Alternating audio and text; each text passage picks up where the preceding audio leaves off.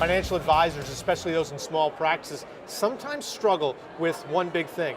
They're too much in their own bubble. Well, these three advisors found a solution to that. Gentlemen, welcome. Justin, Nick, Mike, thank you guys so much for joining us today. Thanks for having us. Now, you guys have formed something really interesting, a group to create some groupthink around big issues, investing, practice management. Justin, tell us how this all got started. Well, I met Nick at a LPL conference, and I introduced him to Peak, which I had joined within the last 12 months. And then Nick met Mike, who they were both from Michigan, 90 miles apart. And slowly but surely, we all just kind of started to talk, and you find that in Peak, you click, you know, and then just the group gets bigger. And the next thing you know, you start collaborating ideas, and it's like you have your own advisory board within a bunch of advisors that have multiple different practices and experiences, and it just really works. We all help each other get better. So Nick, why did you want to bring somebody from Florida into your inner circle?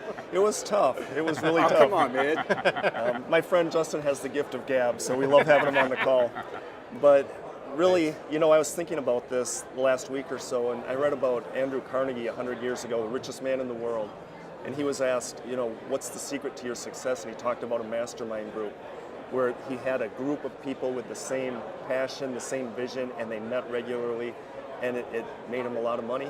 And I guess 2 heads are better than 1, 3 heads are better than 2, and we sometimes have 4 or 5 people on the call, so it's been a really, really great group. So Mike, is this Monday morning call making you a lot of money already? Is it helping you out? It's making me think, which is, I think, the biggest benefit of the whole thing. And I will say that early on, there was a process of getting to know each other and getting to know each other's postures. Now I think we know each other pretty well. We know what the other guy's going to sort of bring to the table.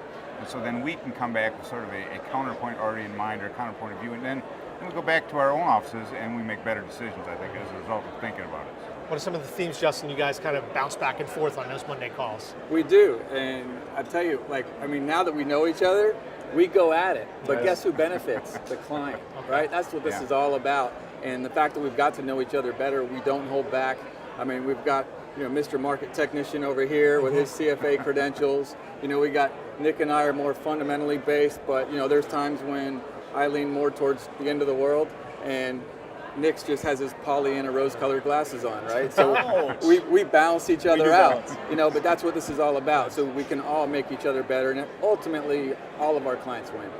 So beyond just kind of the investing, the bull, the bears, talk to me about some of the practice management stuff you're getting out of this too. Well, yeah, there's a lot of practice management. We do client letters. I email them out and get feedback on the client letters, updates to the website, everything. I mean, it's just it doesn't stop at investments. I just emailed him, as a matter of fact, an hour ago. We just got profiled in a magazine, and it was our last shot for an edit. Nick, read these over. Tell me what you think.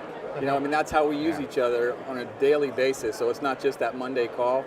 It's weekends. It's during the day, emails. We all benefit from that, and it's almost like taking the best practices from 5 different firms and putting it all together in one. That's great. Now, Mike, when you think about this and you think about deeper into your practice, have you also thought about how this could impact maybe succession planning, or you know, in a case where, you know, you maybe need to have them work with some of your clients? We absolutely have, and due to the proximity of Nick's office to mine, we're about 90 miles apart, we recognize that maybe there's going to be some synergy between our practices. So Nick and his partner Ryan came down to Norton Shores one time, and we visited for 2 or 3 hours, I think, and talked about how we're doing our practices a little bit differently, what sort of resources we're using, and then I went up to Manistee and saw those guys, and so I think we're going closer together in that respect, and it's been great. So then you come back to your practice and you can tweak your practice and make some decisions.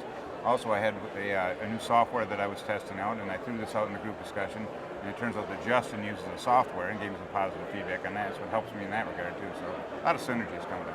So Justin, would you recommend this to other advisors? Do you think other advisors should be thinking about this right now? Absolutely. I mean, I can't imagine not doing it now that we do it. And in fact, we still even bring other advisors. We recently brought another one into the group who's also a CFA. He's already bringing value to the meeting, and yet we're enhancing his practice as well. So yeah, I think I can't imagine not having it. And I think as long, you can't get too big, obviously, but I think 5 to 10 people is a really good number, and everybody, you know, and the chemistry's got to be right too. And obviously nobody wants to dominate the conversation. So if you talk too long, make sure the other people tell you that. I'm waiting for Nick to tap me on the shoulder now. Nick tells me about that all the time. Speaking of talking too long. Exactly. No, but chemistry is critical in these things. But we all know each other, we all like each other, and we get along. So, just like these meetings twice a year, we just keep it going. Now we just happen to be in front of each other, and this way they can't silo me in Florida, because they're from Michigan. And I think your point about the client benefiting, I think we all make better decisions because we're bouncing them off of smart minds, people that are successful in their own right, have developed their own successful practices. And when you're bouncing ideas back and forth, it's just going to reinforce what you think is the right thing and the right decision for the client. Well, it's a passion. I mean, last night we went out to dinner. Justin was at the other end of the table, thank God. So me and Mike just talked business the whole night, and it was fun. We were eating steak. We were in Omaha. We had a great time, and we were talking shop. The bigger players were at the other side of the table. Of course, of course. We had to separate by bulls and bears, I think. Yeah, that's what it was. That's what it was. Probably right. Nice. Well, gentlemen, thank you so much. There's some great insights, and I think hopefully advisors learn quite a bit about maybe building their own group. Great, thank you. Thanks, guys. Good fun. Perfect. For Investment News, I'm Matt Ackerman.